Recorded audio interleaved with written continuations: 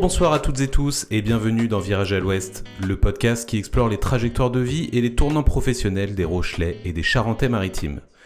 Je suis Paul Petitjean et j'accompagne chaque jour ici à La Rochelle des reconversions, les questionnements, les virages à prendre. Cette semaine nous allons parler d'un savoir-faire ancestral, mais qui revient aujourd'hui en force avec une toute autre énergie. Parce que si je vous dis broderie, il y a de grandes chances que votre esprit parte aussitôt du côté des napperons, des torchons brodés bon appétit chez mamie, ou des pièces cousues sur vos jeans déchirés d'enfants turbulents.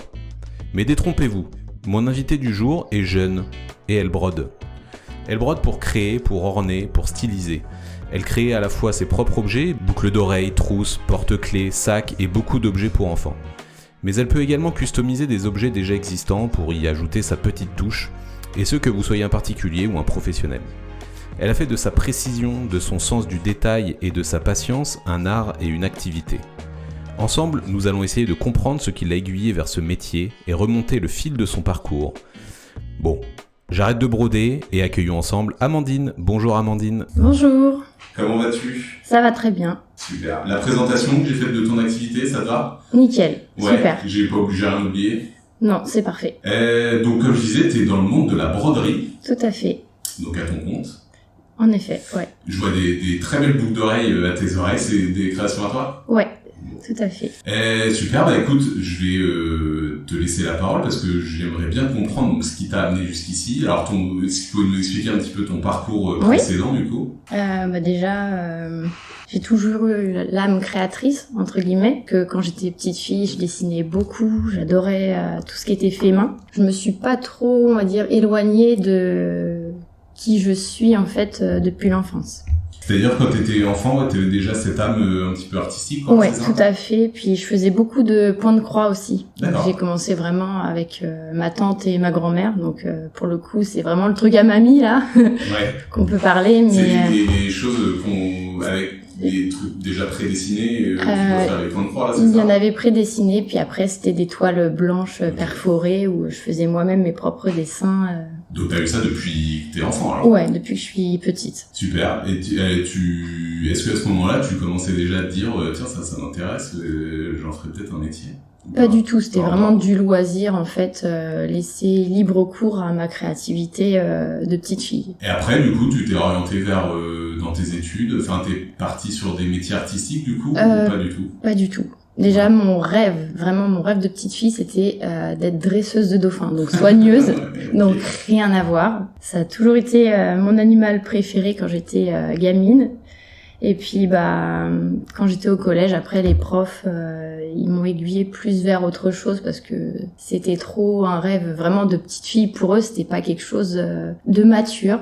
Alors qu'il y a des soigneurs dans des zoos. Et donc, à cause de ça, je me suis écartée de ce chemin-là et puis je suis devenue préparatrice en pharmacie. Donc, j'ai fait mes études de préparatrice en pharmacie. Mais j'avais toujours ce côté-là, l'aide à la personne. Parce que le côté soigneuse des animaux, c'est ce que j'ai fait pendant plusieurs années, du coup, avec les personnes, les humains. T'as troqué les dauphins pour les êtres humains. Voilà, c'est ça. Donc, après le collège, je me suis orientée vers un BP. Carrière sanitaire et sociale, parce que les profs me voyaient pas passer mon bac.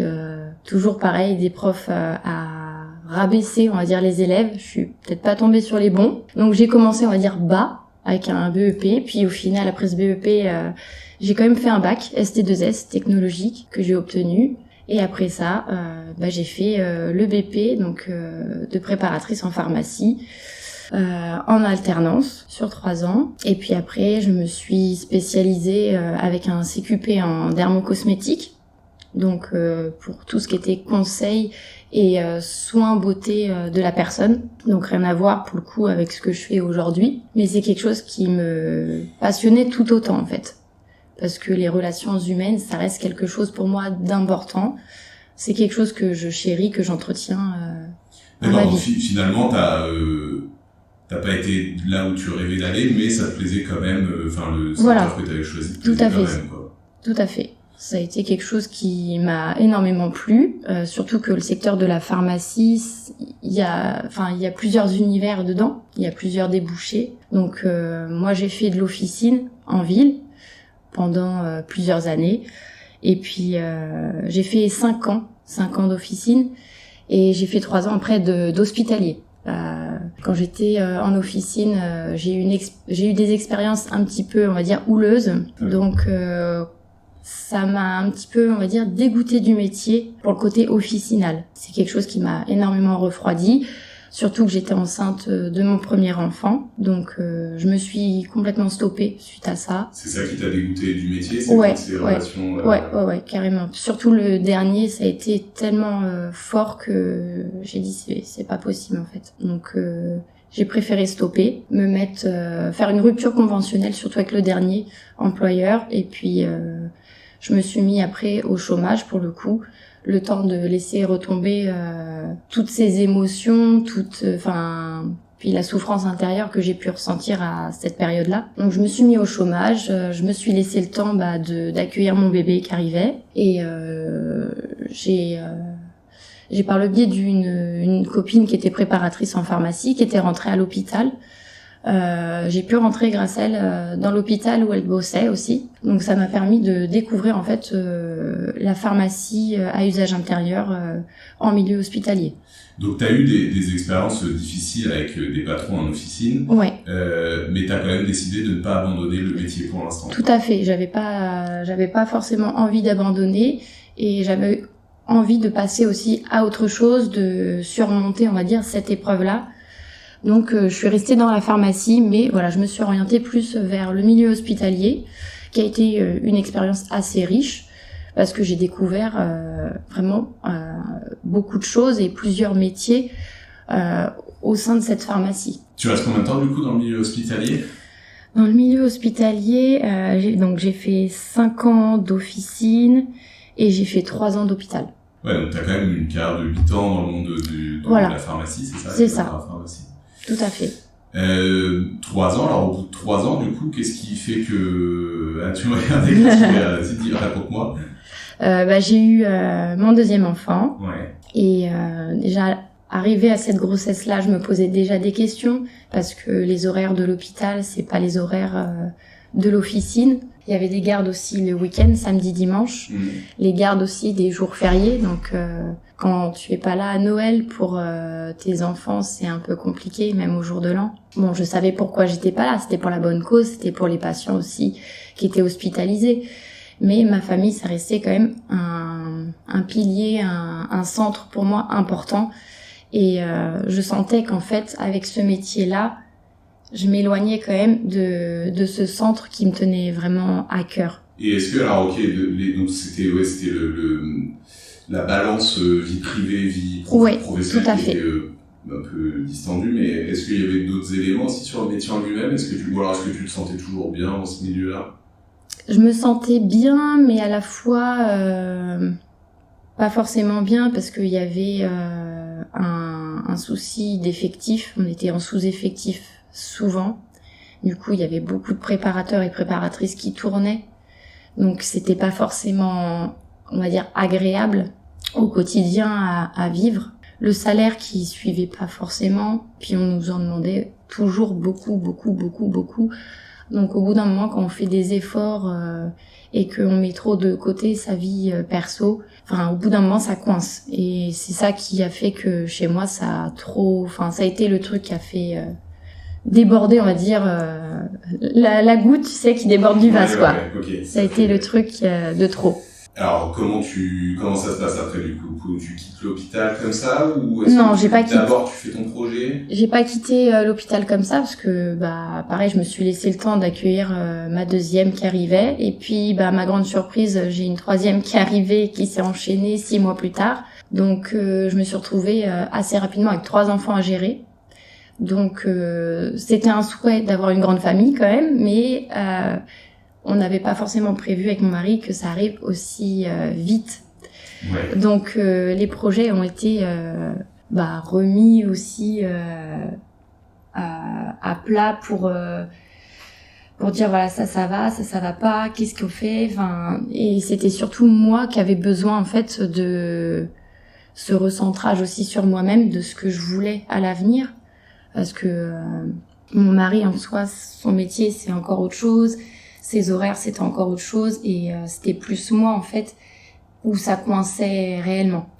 Donc j'ai accueilli mes 2 petites filles, et puis je me suis mis en congé parental pour aussi, on va dire, me remettre les idées en place. Ça a été une réflexion quand même assez longue, parce que ça m'a pris une bonne année.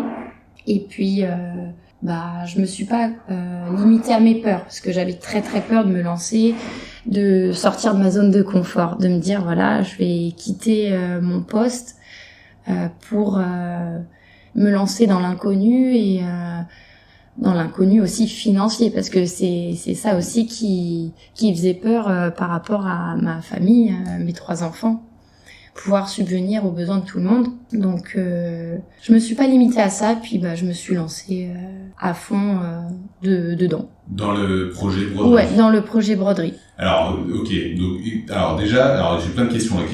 Déjà la première, c'est pourquoi la broderie, enfin quel a été ton parcours de réflexion pour te dire parce que comment on passe de la pharmacie quoi à faire de la broderie quoi. Quel a été ton chemin de pensée pour arriver jusqu'à la broderie? Quand j'ai commencé à être, on va dire, jeune adulte, donc entre 18 et 20 ans, j'ai fait de la couture avec ma tante et ma grand-mère et ma mère. Donc j'ai eu quelques notions de couture. Ça m'a bien plu. Et puis avec des soucis familiaux, j'ai laissé ça de côté. Et puis en fait, au moment du Covid, il y avait pénurie de masques, tout ça. Donc j'ai ressorti ma machine à coudre, mes tissus, et en fait je me suis mis à faire des masques. Et puis de fil en aiguille, en fait j'ai créé des choses pour mes enfants. Et puis tout le monde me disait mais c'est vachement bien ce que tu fais, c'est super beau, t'as ce petit truc créatif toi qui change de ce qu'on voit d'habitude. Et c'est là où je me suis dit, vu que j'étais déjà dans ma tête en remise en cause, tu vois, de qu'est-ce que je vais faire et tout, et je voulais vraiment m'aligner avec moi, mes valeurs, avec ma famille, vraiment trouver tout ce qui se goupillait bien en fait. Donc je me suis penchée dessus, je me suis dit pourquoi pas. Et puis 2021, ça a été la naissance de ma dernière, parce que j'ai un garçon et 2 petites filles. Donc ma petite dernière où j'ai créé ces couvertures, et je me suis dit ça serait peut-être pas mal que je puisse mettre le prénom, que je puisse mettre des motifs, des choses, et j'ai commencé à faire des recherches sur internet sur la broderie à la machine. Parce que, comme tu l'as dit tout à l'heure, on pense au napperon des grands-mères dès qu'on dit broderie. Moi, je me suis dit broderie, ça doit avoir un autre nom que la broderie que je voyais ma grand-mère faire. Ouais. Et puis non, c'est la même chose, mais c'est à la machine. Donc, j'ai cherché, j'ai regardé énormément de tutos YouTube en américain, canadien, parce que ça se fait beaucoup là-bas. Et c'est là où, en fait, ça a été le déclic, en fait, ça a été une vraie passion. Ça a été le truc, en fait, que j'avais vraiment envie, parce que ça m'a permis de créer en fait mes designs sur logiciel et de donner vie en fait avec la broderie. En fait, c'est le Covid qui t'a mis un petit déclic, et puis après, un petit peu, ouais. C'est ça. Après, ça s'est fait, on va dire, tout seul, et j'ai suivi ce petit fil conducteur jusqu'à aujourd'hui. Intéressant. Et à ce moment-là, au moment du confinement, t'étais où dans ta vie professionnelle? T'étais à l'hôpital ou...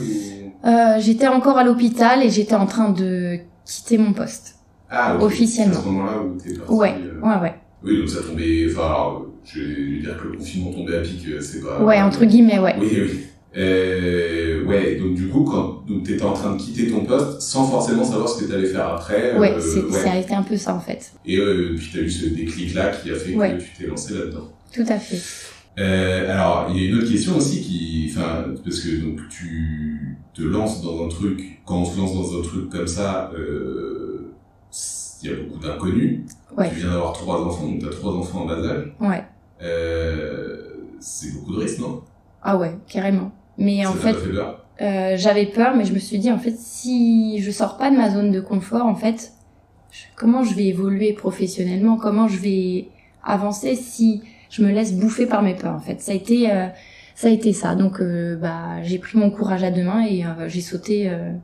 Est-ce que tu t'es fait accompagner là-dessus? Parce que pour gérer ces peurs, c'est... Non, j'ai pas eu d'accompagnement particulier. Ça a été juste ma propre personne et le soutien, on va dire, de mon mari, de ma famille, mes parents, mes frères et des amis que j'avais autour de moi qui ont fait que tout ce soutien que j'ai pu avoir, ça m'a permis aussi de prendre un peu confiance en ce projet. Les peurs, c'était quoi? C'était surtout financier par rapport à tes 3 enfants ou est-ce qu'il y avait d'autres peurs? Peur financière, ouais. Ça a été peur aussi de montrer, entre guillemets, mes talents. Ouais.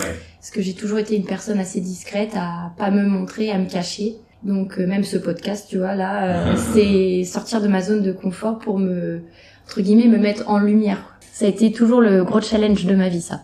Ok.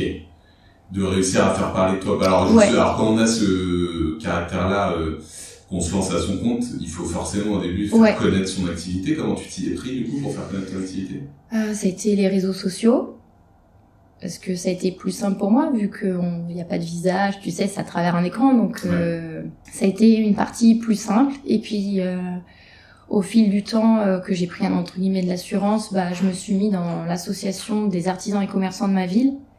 Donc je participais aux réunions, aux organisations de salons de bien-être, salons des artisans et commerçants. Donc déjà là, je sortais déjà de ma zone de confort à me montrer, à expliquer aux gens ce que je faisais. Et après, je me suis mise à faire les marchés, les salons de bien-être. J'ai vraiment été étape par étape dans ce cheminement. Et aujourd'hui, j'y vais encore étape par étape pour continuer ce cheminement autant professionnel que personnel. Parce que c'est du dépassement de soi au final. Quand on fait un métier comme ça où on crée des objets artistiques, comment est-ce que au départ, quand on lance une activité comme ça, on définit d'abord une direction artistique qu'on veut donner, ou est-ce qu'on commence par créer des objets un petit peu au hasard et puis on se dit tiens ça c'est sympa, je vais peut-être continuer là-dedans. Dans les objets que tu crées, comment est-ce que tu t'y prends pour savoir dans quelle direction tu vas partir? J'ai toujours, on va dire, un fil conducteur. Enfin, je reste sur des catégories. J'ai commencé par tout ce qui était enfant parce que c'est ce qui m'animait le plus et c'est ce que je faisais avec mes enfants et c'est ce que j'ai vu qui plaisait. Donc on va dire que là-dessus je me suis pas trop écartée du chemin, je suis restée dessus. Et puis après j'ai ajouté des petites choses en plus. Donc j'ai commencé à faire de la broderie en FSL, donc les fameuses boucles d'oreilles que je fais. J'ai commencé à faire ça, j'ai commencé à proposer le service de broderie aux particuliers et professionnels. Donc que ce soit la numérisation d'un logo, à mettre sur une veste, une doudoune, un sac. J'ai commencé vraiment et puis je suis restée en fait sur ces catégories-là. Et aujourd'hui, je suis toujours à peu près sur ces catégories-là, mais je pense qu'à l'avenir, je vais arrêter sûrement tout ce qui est couture, création enfant, pour vraiment me centrer sur la broderie, parce que c'est vraiment la plus grosse partie de mon activité. Alors c'est quoi la différence du coup entre ces deux choses-là? La couture, c'est plus t'assembles deux morceaux de tissu, et puis tu couds avec la machine à couture, enfin la machine à coudre. Et la broderie, c'est vraiment une autre machine qui ressemble physiquement, mais c'est autre chose. T'as un logiciel de broderie où tu crées tes designs et tu transfères sur clé USB sur la machine et elle brode, mais bon, faut surveiller que tout se passe bien aussi. Ah d'accord, donc tes designs, tu les crées déjà sur le logiciel? Exactement. Alors ça t'a demandé une formation de gérer ce logiciel-là ou... Une formation entre guillemets perso, parce que c'est, comme j'ai dit, c'est les vidéos YouTube, les tutos en fait, c'est là-dessus que je me suis formée, à en regarder, à mettre pause et à regarder le moindre détail, comment les personnes faisaient, que j'ai pu en fait reproduire et apprivoiser mon logiciel et ma machine. T'as fait vraiment une reconversion un petit peu artisanale, quoi. Ah, carrément, totalement. De regarder des tutos, etc. Quoi. Totalement. J'ai vu aussi que t'avais acquis là récemment le statut artisan, non, c'est ça? Tout à fait. Ouais. Tout à fait. Alors du coup, ça te donne des avantages supplémentaires? Je suis dans le catalogue artisan déjà auprès de la CMA, de la Chambre des métiers, de l'artisanat. Et c'est un gage de qualité aussi pour les clients. Parce que je trouve que c'est important d'avoir ce label-là pour promouvoir en fait que c'est vraiment fait main, c'est pas de l'achat-revente. Est-ce que par rapport du coup, donc entre ta vie d'avant et celle d'aujourd'hui, est-ce qu'il y a quand même des choses que tu as pu acquérir durant ta première partie de carrière dans la pharmacie qui te sont utiles aujourd'hui? Ouais, l'autonomie par exemple. Ouais. Le fait d'être autonome, d'être polyvalente aussi. Ça, c'est quelque chose que j'ai appris en pharmacie et que je mets en pratique aujourd'hui dans mon quotidien, que ce soit perso ou l'activité pro. Ok, ça marche. Du coup, toujours par rapport à cette vie d'avant, donc tu nous disais que après la partie officine, où finalement humainement ça s'est pas super bien passé, Ouais.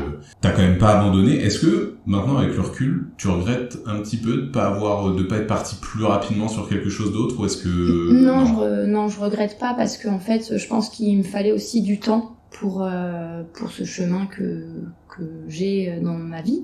Il me fallait le temps pour explorer chaque étape, je pense explorer chaque passage de ma vie. Je pense que une vie, ça se fait en étapes. C'est ce qui permet à la personne de grandir et d'évoluer sur son parcours aussi bien perso que pro.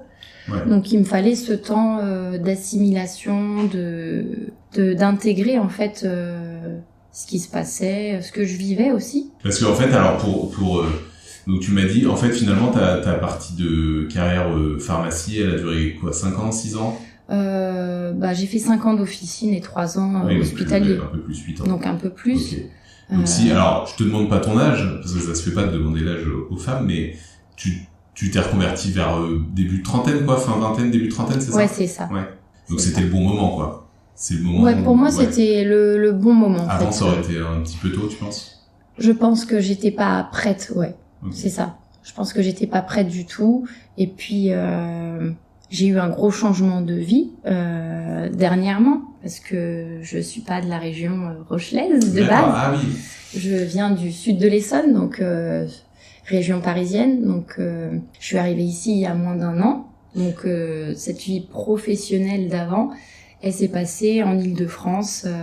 Donc t'as débuté ton activité broderie en Île-de-France? Tout à fait, j'ai débuté là-bas. Et alors du coup, depuis 1 an, t'as dû reprendre à zéro ici? Tout à fait, ouais. Je reprends à zéro mon activité avec une approche différente, parce que l'évolution, la maturité, tu vois, ça continue à travailler. Donc suite à la mutation de mon mari, c'était l'année dernière, au mois de mai. Donc le temps de déménager tout ça, ça s'est fait début octobre. Donc je suis arrivée ici début octobre dernier. Donc ça fait pas encore 1 an. Donc j'ai décidé de pas fermer totalement mon entreprise au final. J'ai laissé en stand-by le temps de transition, de déménager et puis de remettre à plat, voilà, encore une fois, les idées, ma vie professionnelle. Okay. Donc je reprends entre guillemets à zéro ici pour le carnet de clients, mais avec une approche différente parce que je participe aux apéros entrepreneurs. Ouais. Donc déjà je me mets entre guillemets en lumière face aux autres à expliquer qui je suis, ce que je fais, chose que j'aurais jamais fait avant parce que c'était pas confortable. Donc là j'ose sortir de cette zone de confort et de me montrer, d'expliquer ce que je fais. Je fais beaucoup plus de marchés de créateurs ici que j'ai pu en faire en Île-de-France. De 1 parce qu'il y en a beaucoup plus ici vu que c'est plus station balnéaire, donc forcément il y a plus de tourisme, donc ça aide. Et puis j'ai vraiment envie encore une fois de surpasser ces peurs que je peux avoir de me montrer en fait. Il y a une question qui est importante aussi, c'est donc tu décides de te reconvertir, t'as 3 enfants en bas âge, ce qui coûte de l'argent. Ouais. On est d'accord. Financièrement, comment on se lance là-dedans, quelles sont les garanties? Est-ce que on gagne tout de suite sa vie? Est-ce qu'il y a une période où c'est un peu compliqué? Comment ça se passe? On va dire que pour moi, ça a été progressivement. Déjà, le fait de quitter mon poste, du coup, au moment du Covid, j'ai pu avoir aussi le chômage. Ouais. Donc, ça m'a permis d'avoir un maintien de salaire en complément du début de mon activité. Là, le fait d'avoir déménagé il y a moins d'1 an, forcément, mon activité a pris forcément un coup. Donc, je peux pas dire au jour d'aujourd'hui là que j'arrive à en vivre parce que je redébute tout. Mais j'ai le soutien de mon mari, son salaire qui fait que ça permet de rester stable sur le côté financier, mais je suis pas inquiète pour la suite. J'ai plein de projets, donc... Oui, et puis t'es dans une case où il n'y a pas énormément... Si, il y a du monde... alors je sais pas, peut-être que je m'y connais pas assez, mais... Tout ce qui est broderie FSL, donc les boucles d'oreilles, c'est très peu connu, on va dire, en France. Donc je vais pas dire que je suis la seule et l'unique, parce que ça serait mentir, mais il y en a pas beaucoup. Donc on va dire que j'ai cette petite carte à jouer là-dessus. Et en tant que entrepreneuse, je crois pas qu'il y en ait des masses aussi, des personnes qui proposent le service de broderie, et du moins l'univers que moi j'ai. Parce que je pense que chaque personne a sa propre créativité, son propre univers. Alors, je disais aussi en intro, et tu l'as redit après, que la broderie, ça avait une image un petit peu...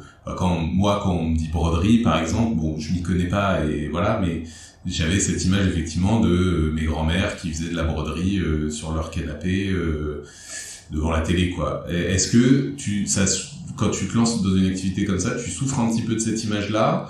Ou est-ce que tu dois toi-même essayer justement de déconstruire cette image-là? Comment ça Je l'ai un peu déconstruite, parce que quand j'en parlais, les gens me disaient « Ah, mais tu fais un truc de grand-mère, toi tu fais un truc de vieux. » Bah non, en fait, la broderie à la machine, il y a des designs, effectivement, qui font un peu vieux, mais moi ce que je fais, c'est plutôt moderne, en fait.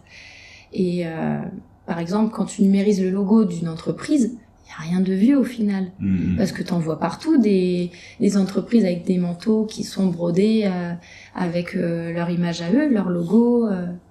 Ouais, et puis en fait, on s'en rend pas compte. Moi, je me suis rendu compte en allant regarder un petit peu ton site internet, tout ça, mais en fait, il y en a partout autour de nous de la broderie, quoi. Petit peu, oui, bien sûr. Sur les tabliers dans les restaurants, bien des sûr. fois, souvent c'est brodé. C'est ça, les tabliers des restaurateurs, mais tu vas dans un magasin et tu veux acheter un sweat, en général, le sweat, il est brodé. Les gens pensent pas que c'est de la broderie, que c'est quelque chose qui est fait comme ça sur le pull, et en fait, c'est de la broderie. Ouais, et il y a plusieurs techniques de broderie qui existent. Il y a en fait, dans la broderie, il y a plein de disciplines. Ouais, ok. Moi, je reste sur du point de remplissage, du à plat, comme ça. Alors, pour les auditeurs qui nous écoutent, elle est en train de me montrer sa banane. Tout à fait. Qui est brodée, effectivement. Et que j'ai cousu moi-même. Et donc, tu peux... alors, la banane, c'est toi qui l'as fait toi-même ou... Ouais, j'ai dessiné mon propre patron sur un carton, et j'ai fait l'assemblage à la machine à coudre. Mais t'es aussi dans la capacité de customiser des objets qui existent déjà. Oui, tout à fait. Mais ce que je préfère, c'est forcément tout créer de A à Z. Ouais. T'as une âme de créatrice. C'est ça. Et alors, justement, cette âme de créatrice-là, est-ce que tu te rends compte maintenant, avec un petit peu de recul, que peut-être qu'elle a été un petit peu mise de côté, ou peut-être pas assez, pendant ta période pharmacie, tu l'avais laissé un petit peu de côté ou... Je l'ai laissé de côté, je pense par peur. Et puis par aussi, je pense, le conditionnement dans la société. Je pense que c'est par rapport à ça où j'ai tout mis de côté. C'est-à-dire, il faut avoir un CDI, il faut... Tout à fait, c'est ça. Okay. Il faut avoir un CDI, il faut être marié, il faut avoir des enfants, enfin, le truc que j'appelle cliché pour moi, parce que pour réussir sa vie, on n'est pas obligé d'être marié, d'avoir des enfants, enfin... Mais alors, ce qui est marrant, c'est que tout à l'heure, tu me disais qu'au moment où tu t'es lancé, tout ton entourage a été plutôt très bienveillant auprès de toi et était moteur. Alors du coup, cette pression sociale que tu dis, là, il faut un CDI, etc., elle venait d'où? Parce qu'elle venait pas forcément de ton entourage, du coup, aussi. Pas de mon entourage, c'était plus le milieu, que je vais dire, extérieur au travail. C'était plus ça. En fait, c'est un inconscient, quoi, c'est ça? Inconsciemment, c'est ça. Tu te sentais obligé de partir sur un classique, quoi. Tout à fait. Ok. Et donc aujourd'hui, tu te rends compte peut-être que, par rapport à ce côté créatif, est-ce que tu regrettes de pas l'avoir travaillé un petit peu plus auparavant ou non? Non, je regrette pas, parce que pour moi, c'est chaque chose en son temps, en fait. Je pense que chaque étape de ma vie a été assez important, et ça m'a permis, en fait, d'arriver là où je suis aujourd'hui. Même si j'ai rencontré des difficultés, parce que débuter l'entrepreneuriat avec 3 enfants en bas âge, je vais pas dire que j'ai pas ramé, parce que si, je jonglais entre les biberons des deux petites qui étaient bébés, qui marchaient pas, où fallait changer les couches, tout ça. Ça n'a pas été forcément la période la plus simple. Et puis le grand qui était à l'école, où je faisais les allers-retours le matin, le midi, l'après-midi, le soir, parce qu'il allait pas à la garderie ou à la cantine, et que mes filles n'allaient pas non plus à la crèche. Enfin, j'ai voulu tout gérer, peut-être un peu trop avec le recul, mais je m'en suis sortie, donc... J'allais en arriver justement à ces difficultés-là. Donc la plus grande, c'était d'avoir justement des enfants en bas âge. Alors Ouais. Du coup, tu brodes de chez toi, je suppose. Oui, Ouais. oui. Donc ça aide quand même un petit peu à gérer ou Oui, est-ce que... Ouais. oui, ça aide parce que j'ai débuté l'activité, je brodais dans mon salon, clairement. Ouais. J'avais mon petit bureau dans le coin du salon, donc ça m'aidait à travailler et avoir un œil sur mes filles qui étaient près de moi, que je pouvais m'occuper d'elles et gérer du coup ma journée aussi par rapport à ma vie de famille. Au jour d'aujourd'hui, j'ai mon atelier chez moi, Chez dans- toi, ouais. voilà, au fond de mon jardin, dans la dépendance. Ok. Mais j'ai voilà cet atelier, cette grande pièce pour moi, pour laisser libre à ma créativité. Et, Donc du coup, quand on se lance dans la broderie et qu'on est maman de 3 petits-enfants, comment on s'en sort? On brode quand ils sont à la sieste? c'était sur les temps de sieste, les temps aussi où ils étaient éveillés, qu'ils avaient mangé. Ouais. Ça a été plus ça, et puis quand mon mari était rentré du travail, je lui laissais les petits, et puis moi je pouvais vraiment pleinement me concentrer sur mon activité. Ouais. Et puis c'était ma mère qui m'a beaucoup aidée aussi, parce que des fois elle m'aidait à faire manger les petites assez vite, vu qu'elles sont assez rapprochées, elles ont que 15 mois d'écart, donc presque des jumelles, donc Ouais, c'est clair. ma mère a été d'un grand soutien quand elles étaient petites, parce que ça m'a permis vraiment de pouvoir avoir un créneau dans mes après-midi pour pouvoir me mettre à fond sur mon activité.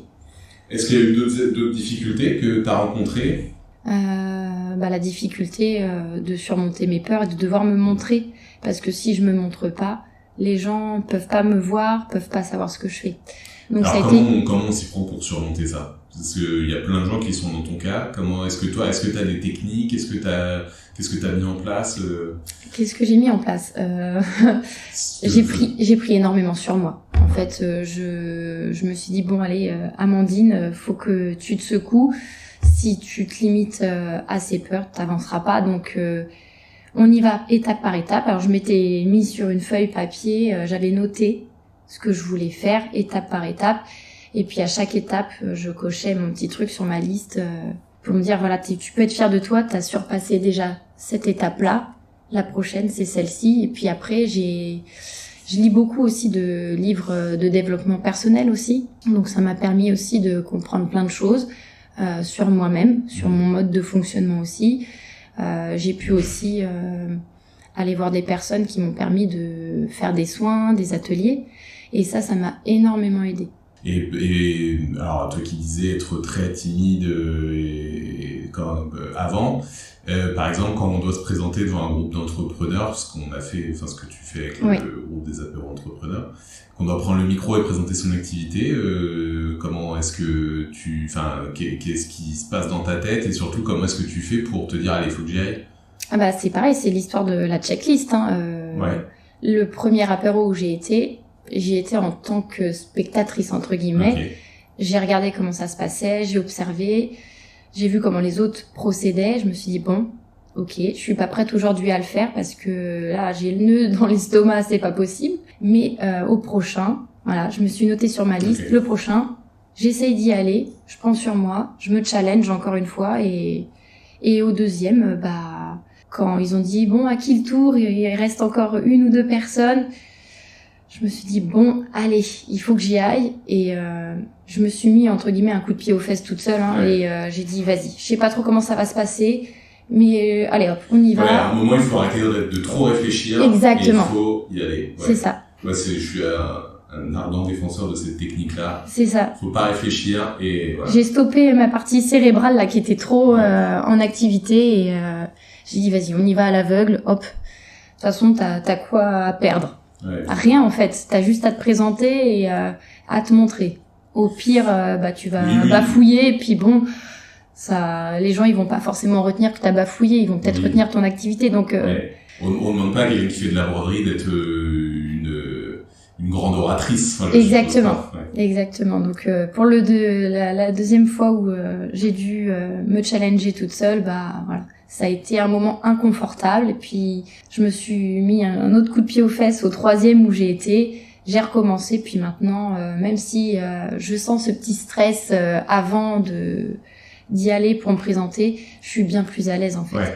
Donc au fur et à mesure de se challenger, on prend confiance en fait, on prend de l'assurance et ça aide énormément.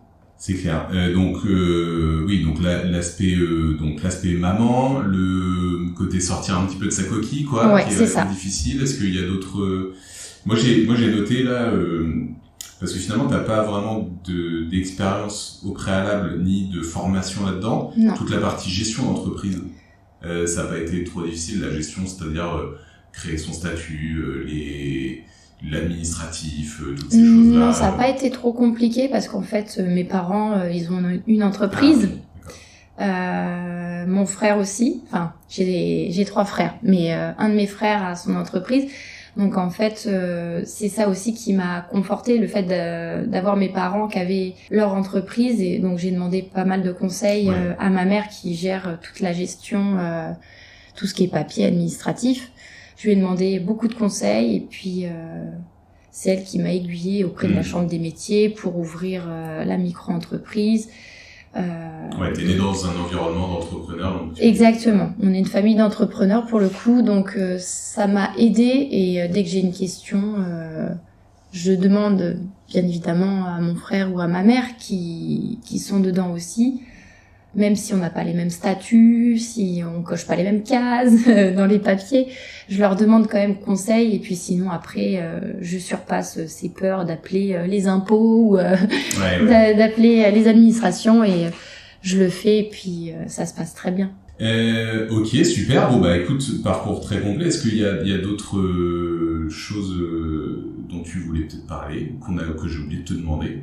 J'ai un message à passer. Ah oui, ça allait être ma prochaine question. Voilà, vas-y, dis-moi. Donc à toutes les personnes, notamment les femmes qui comme moi, je vais pas dire qu'ils sont trouillardes, mais qui ont cette appréhension, qui ont des petites peurs limitantes pour se lancer dans leur activité, que c'est pas infaisable en fait, c'est du challenge personnel et que elles sont tout autant capables en fait que moi de le faire en fait, et qu'elles n'hésitent pas à être alignées avec elles-mêmes parce que quand on fait vraiment ce qu'on aime, ce qui nous anime à l'intérieur de nous, qu'on est vraiment aligné avec ses valeurs, avec son univers, il y a tout qui coule de source au final.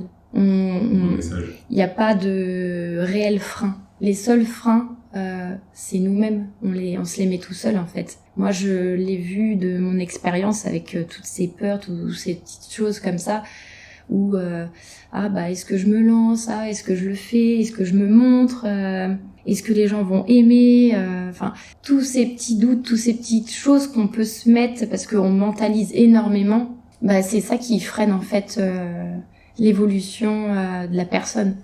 Et au jour d'aujourd'hui, je suis plus du tout dans cette démarche-là de suivre toutes ces peurs, tous ces conditionnements ou ces doutes. Non, j'y vais. En fait, je fonce, je me pose plus trop de questions. J'essaye d'avancer à mon rythme. Donc voilà, ce message que je peux leur transmettre, c'est de se lancer, d'être assez douce avec elles.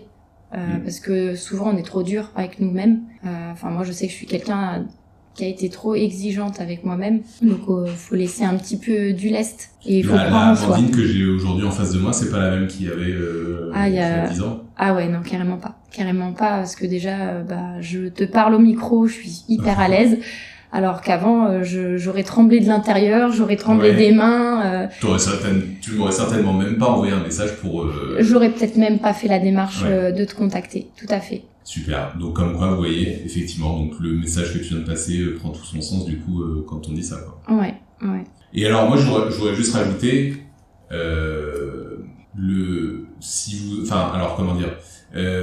oser vous lancer, oui, mais ça peut être aussi juste oser dire stop à une situation qui est dérangeante. Tout à fait. Ouais, c'est sans vraiment forcément oser. Se lancer, voilà. C'est le mot oser en fait. On n'est pas obligé de devenir entrepreneur, on n'est pas obligé de Pas du tout, non, c'est une situation. C'est oser en fait se surpasser, dire stop à ce qui ne convient plus pour soi, ce qui n'est pas aligné avec soi.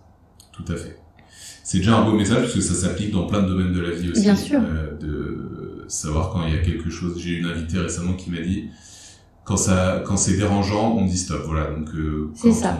Et quand ça dérange, c'est qu'il y a quelque chose à travailler sur soi-même. Ouais. C'est comme ça que je vois les choses. Quand je me retrouve dans une situation où ça me met dans l'inconfort, que ça me gêne vraiment, je me pose la question, qu'est-ce que ça vient travailler sur moi-même ? Une émotion, des peurs. Je chemine maintenant comme ça et je me rends compte en fait qu'il y a plein de blocages que j'arrive à lever comme ça en fait. Oui, c'est ça. Il faut, quand on est gêné par quelque chose. Alors, c'est plus quand on a une difficulté à faire quelque chose, parce qu'après il y a des situations dans lesquelles tu parlais des femmes. Je vais poursuivre dans ce domaine-là. Mais bon, je suis un homme, je vais parler des femmes. Voilà, c'est un peu. Il y a des situations beaucoup plus graves dans lesquelles sont certaines femmes. Là, la faute vient plutôt de l'autre que voilà. Oui. Mais effectivement, quand on est dans une situation où on se dit, oh là, pourquoi j'arrive pas à faire ça? Et effectivement, faut se poser. Il y a cette démarche-là. Alors, on peut ne pas y aller tout de suite, faire comme t'as fait, ne pas prendre le micro tout de suite pour se présenter, mais faire ce travail de se dire, qu'est-ce qui m'a dérangé dans cette situation-là? Bien sûr. Et qu'est-ce que je peux améliorer ou changer, quoi. C'est ça. Bon, merci beaucoup Amandine. Alors juste avant qu'on se quitte, où est-ce qu'on peut te retrouver? Alors on peut me retrouver sur Instagram. Donc Amandine Création Broderie. Tout à fait. Sur Facebook au même nom. Sur LinkedIn, pareil au même nom. Et sinon sur Google, j'ai ma fiche Google My Business où on peut me retrouver sur le même nom. Et après j'ai mon site internet Amandine Création broderie.fr. Ouais, je vous invite vraiment à aller voir. Moi, j'ai été du coup visiter pour préparer l'entretien, évidemment. Et il y a plein de petites créations super sympas. J'ai beaucoup aimé. Donc, merci. Allez voir ça. De toute façon, il y aura tous les liens dans la description de ce podcast. Merci beaucoup, Amandine. Merci à toi. D'avoir accepté mon invitation. Plein de bonnes choses pour la suite. Merci aussi donc à l'espace de coworking Working Share une nouvelle fois qui nous accueille pour cet enregistrement. Je vous souhaite à toutes et tous une très agréable journée et je vous dis à très vite pour un nouvel épisode.